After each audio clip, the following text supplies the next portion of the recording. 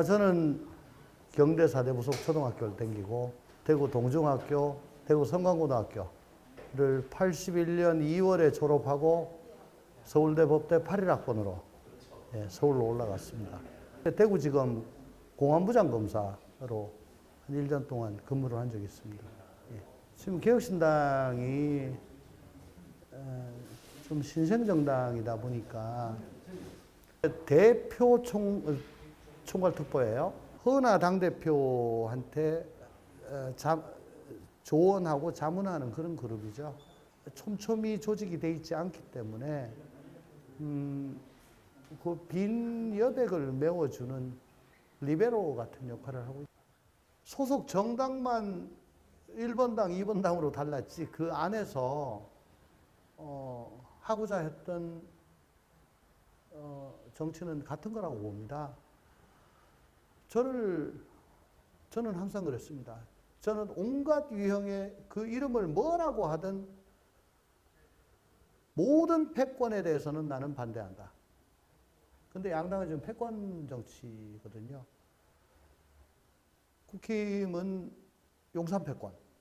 이제 그걸 한 대표가 처음에는 좀 맞추다가 이제 안 되니까 지금 거기에 국민의 눈높이에서 얘기를 하고 또 뭐 그렇게 하는데 1번 당은 제왕적 대통령보다 훨씬 센 제왕적 대표예요. 제왕적 대통령은 그래도 여러 가지 법과 제도로서 규율을 하는데 대표는 마음대로 합니다. 공천도 비명 학살 시켜도 난 지금 명태균 저 공천 저기에 비할 바가 아닌데 비명 학살한 거는 전부 다 행사했잖아요. 그런 거 했던 사람이 지금 명태균 공천에 대해서 크게 책 잡을 일은 아니라고 생각합니다. 해당 낙천자들 얘기 들어보면 기가 막혀요. 이준석이나 천하람은 2번 당에서 저는 1번 당에서 그 당내 패권과 싸우다가 어떻게든 한번 바꿔보고 좀 해보려다가 이건 도저히 안 되겠다. 이건 고쳐 쓸 수 없는 당이다. 요즘 민주당 모습 보세요. 완전히 어버이 한 사람만 받들어 모시는 저희는 패권을 배격하고 온갖 종류의 기득권과 맞서 싸우는 정당이다. 그렇게 말씀드리고 싶습니다. 소선거구제 때문에 양당 구조로 갈 수밖에 없죠. 왜냐하면 사표의 우려로 3번 이하 기호를 마음이 가더라도 찍는 거는 좀 주저하게 되니까. 그래서 선거법을 중대선거구로 바꿔야지 그 어느 당도 과반을 할 수가 없고 과반을 만들기 위해서 같이 힘을 모을 상대를 찾아야 되고 그래서 제3지대 정당이 필요하다. 지금 거대 양당이 범퍼 없이 계속 부딪히는 것을 지긋지긋하게 보고 계시지 않습니까? 저 거대 양당이 정말 목불인견으로 멱살 잡고 싸우고 서로 저주하고 대립하고 갈등하는 것만 지금 왜냐하면 너무나 그 파열음이 크게 나니까 우리 개혁신당이 추구하는 대화와 타협의 정치 또 공화 정치 뭐 이런 거는 상대적으로 소리가 좀 잘 안 들려요. 왜냐하면은 거대 양당이 서로가 서로를 도저히 같은 하늘을 치고 살 수 없는 불구대천의 상대로 만들어 버렸기 때문에 그래서 양당 지지자들은 그 당이 뭐 잘못해도 우선 저 상대당 혹은 상대당의 유력 주자를 꼬꾸라뜨리는 게 급선무고 그 이후에 바꾸면 된다. 그게 아니고 무당층이나 중도층들은 평소에는 정말 지겹다라고 하지만 어느 한쪽이 도드라지게 평가가 나빠지면은 또 거기를 혼내주는데 가담을 하고 그 악순환이에요. 생각 있는 사람이면은 개혁신당의 목소리가 정말 맞는 얘기다라고 생각은 다 하시겠지만 이 대립과 갈등의 정치 양극화가 점점 더 증폭되고 파열음이 커지는 바람에 저희 목소리가 덜 들리게 된 것뿐이고요. 그건 뭐 비단 우리나라만의 현상은 아닙니다. 미국 대선을 보셔도 이해를 하시겠지만. 그렇지만 저희는 굴하지 않고 오늘 당원 간담회에서 말씀드린 것처럼 기득권 때문에 국정이 일그러지고 대한민국이 잘못된 방향으로 가고 있는 것들을 용기 있고 과감하게 지적하고 해법을 제시하고 그래서 온갖 기득권 세력들과 맞서 싸우다 보면 그 자체도 또 파열음이 날 것이니까 그런 쪽으로 좀 갔으면 좋겠다라고 오늘 당원들한테 말씀드린 적이 있죠. 뭐 우열을 가리기는 힘든데 다만 상대방이 아무리 마음에 안 들더라도 정치의 상대로 인정을 하고 정치하는 대통령이 되지 못한 게 더 원인이 크다고 생각을 해요. 그 정치에는 꼭 법이라든가 뭐 규칙만 있는 게 아니고 불문율, 관행이란 게 있는데 좋은 관행이 지금 다 깨지고 없어집니다. 국회 개원식에 대통령이 안 오고 시정연설에 안 오고 국회의장이 광복절 기념식을 안 가고 탄핵이 일상화되고 있고 온갖 종류의 특검만 얘기하는 서로가 서로한테 비상대권 사용하는 것이 일상화돼 버린 거죠. 그러니까 누가 더 나쁘다라고 얘기할 수는 뭐 참 애매합니다만 그래도 국정을 책임지고 있는 세력의 책임이 조금 더 크다고 생각합니다. 저는 옛날부터 아마 중앙 방송 언론에서 김건희 여사를 위리안치시켜야 된다는 얘기를 아마 제가 제일 먼저 했을 거예요. 활동을 자제해서 될 문제가 아니고 폐서인을 하고 즉 중전의 자리에서 끌어내리고 위리안치 사저에서 따로 계셔야 된다. 절대 노출되면 안 된다.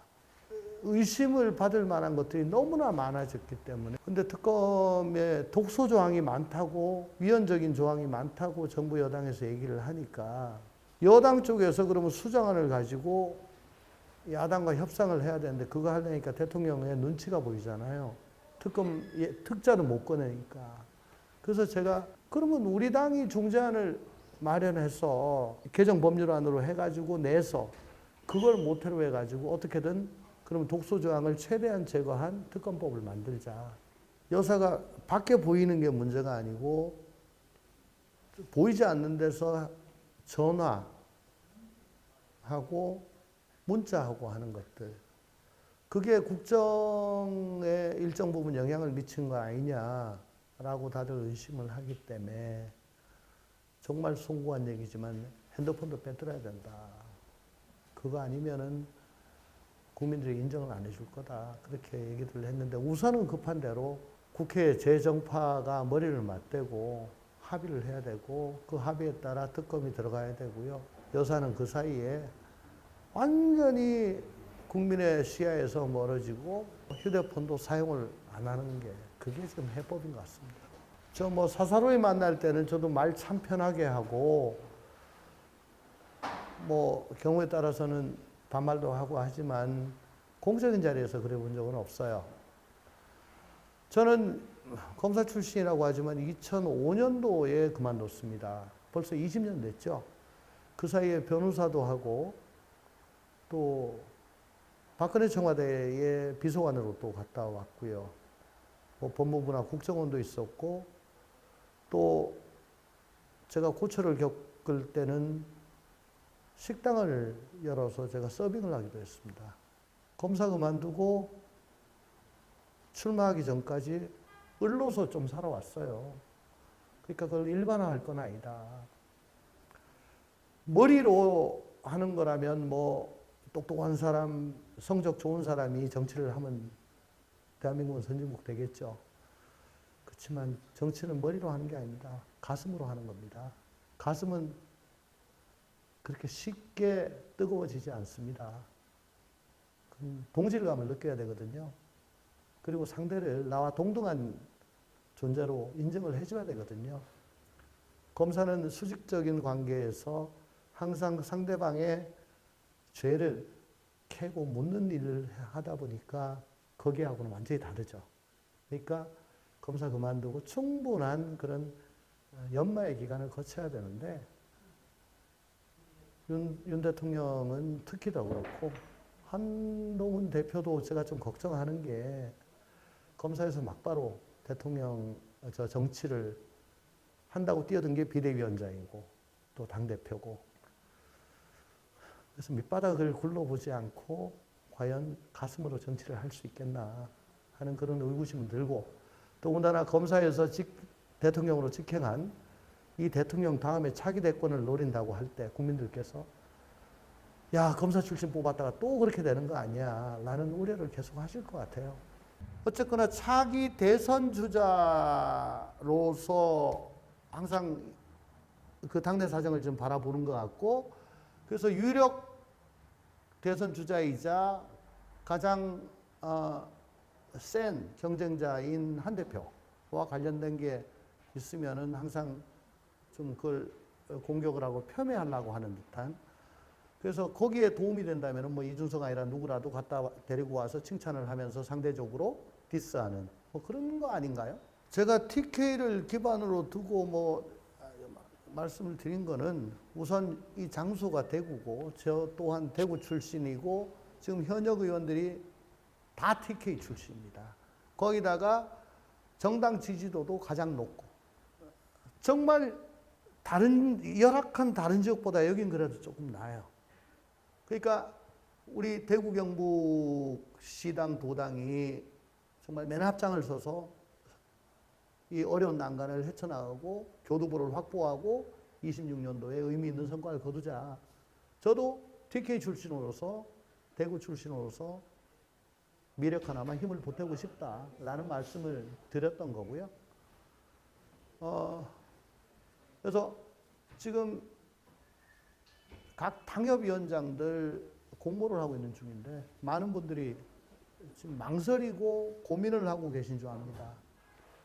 이게 뭐 당협위원장이라는 것이 책임을 지는 자리이기 때문에 과연 이게 의미가 있냐, 될 만한 일이냐라고 이제 노심초사하시는 것 같은데, 제가 당부드리고 싶은 거는 그래도 TK는 다른 지역보다 훨씬 낫다. 그리고 저희가 가고자 하는 정치의 길이 그릇된 길인데 우리 도와달라고 얘기하는 게 아니고 우리랑 같이 하자라고 한 게 아니고 맞지 않냐, 옳지 않냐, 이 길에 같이 가자. 마침 우리 당 핵심 세력들이 다 TK 출신이니 소속감이 유별날 거 아니겠습니까? 저도 뭐 딴 지역 가는 것보다 오늘 대구에서 더 힘줘서 세게 얘기했고 또 사투리도 훨씬 더 진하게 얘기했는데 애착이 많은 만큼 책임도 많이 느끼고, 그래서 26년 지방선거에서 뻔듯한 결과를 내기 위해서 또 그걸 발판 삼아 계속 있는 대선 또 총선에서 전국정당, 수권정당으로 거듭나기 위해서 최선을 다하겠다, 그런 말씀드립니다. 정치에 처음 끼어든 정치 천연병 윤석열 후보를 압도적으로 찍어주셨죠. 뭐 크게 잘하리라 라고 기대는 하지 않았지만 그래도 민주당 이재명은 아니지 않느냐라는 심정으로 아유 보통이라도 해라라고 아마 저는 찍어주셨다고 좀 미뤄 짐작을 합니다. TK 지역에서 대통령 국정수행 지지율이 저번 주보다 5%가 올라가지고 23%가 된 걸로 저는 기억을 해요. 그리고 TK 지역 정당 지지율, 국힘의 지지율은 거의 50%가 넘어간 걸로 저는 기억을 하는데, 어쨌든 대통령 국정수행 지지율과 정당 지지율은 엄청난 갭이 있죠. 한 2배 이상 차이가 납니다. 윤석열 대통령이 지난주에 TK 지역에서 18%가 나오는 걸 보고 아마 TK의 고정 지지층들이 깜짝 놀라서 결집을 한 것 같고, 결집한 게 지금 한 5% 올라갔고요. 그 다음에 국힘의 정당 지지율이 훨씬 더 많이 올라간 거는 윤석열은 이제 모든 기대를 접었는데 그래도 한동훈이 뭐 좀 계속 하려고 하는 것 같으니까 일단은 그래도 좀 거기 미련을 갖는데, 어차피 당과 대통령은 수망치 아닙니다. 지금 이런 상태로 계속 대립하고 어깃장을 놓으면 둘 다 망해요. TK 유권자들께 부탁드리고 싶은 거는 국힘이 저렇게 잘 못하고 서로 내분 일으키고 거기에 가슴 아파하지 마시고 또 주력군이 TK 출신인 우리 개혁신당 한번 좀 봐주십시오. 그래서 개혁신당이 TK를 기반으로 거점을 확실하게 마련을 하고 대한민국의 이 지긋지긋한 양당 기득권 정치 혁파하고 대한민국 발전을 위해서 저희가 앞으로 더 나아갈 수 있도록 대구 경북에서 아낌없는 성원을 해주시길 바랍니다. 예, 요즘 기후 위기 때문에 무지하게 덥거나 무지하게 춥거나 둘 중에 하나입니다. 이제 곧 추워질 건데요. 고향 주민 여러분들 건강 유의하시고 또 다음에 건강한 모습으로 다시 뵙겠습니다. 감사합니다.